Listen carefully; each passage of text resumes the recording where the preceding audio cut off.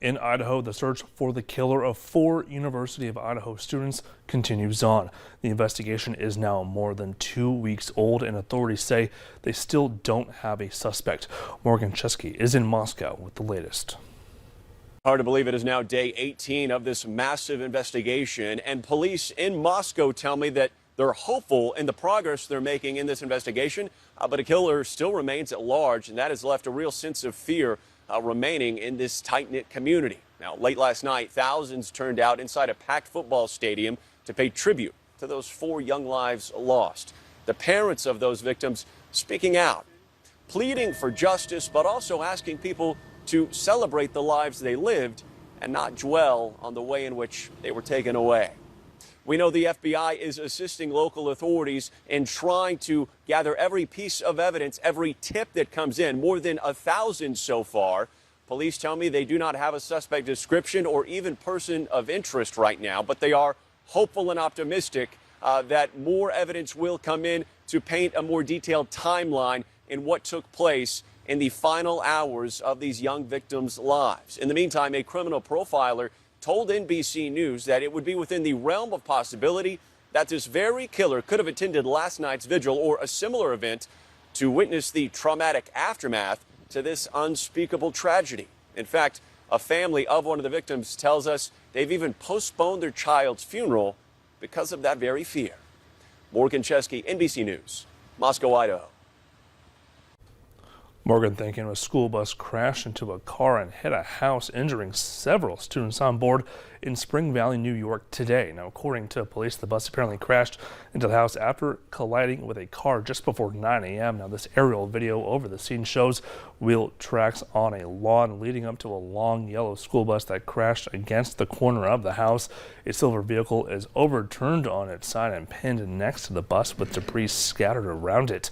Police say several students are injured, and the number and severity, however, are still not clear at this time.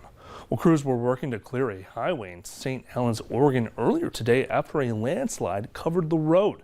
There were at least 10 truckloads of rock and mud covering both lanes of the highway. Take a look at your video. A semi was caught up in the debris, and the driver is okay. The Oregon Department of Transportation says that heavy rain is to blame for the slide. Well, President Joe Biden will host French President Emmanuel Macron for a state dinner this evening. But first, it is a full day of work as the two leaders discuss a range of topics of mutual interest. Natalie Brandt has more details.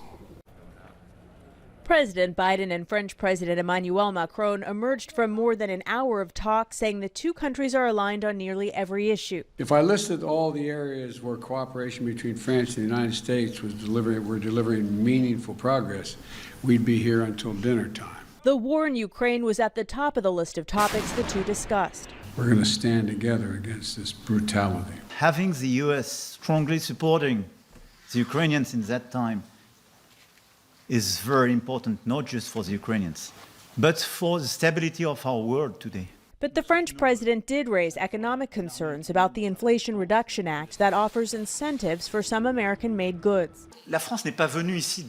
France simply did not come to ask for an exemption or another for our economy, but simply to discuss the consequences of this legislation. President Biden chose Macron to be his guest of honor at his first state visit as a president. France is our oldest ally, our unwavering partner in freedom's cause. The White House will host a state dinner tonight, the first one in 3 years. Natalie Brandt, CBS News, Washington. Now, tonight's dinner will feature butter poached Maine lobster plus a variety of award-winning cheeses from across the country and from one family-run creamery in Wisconsin. For dessert, orange chiffon cake.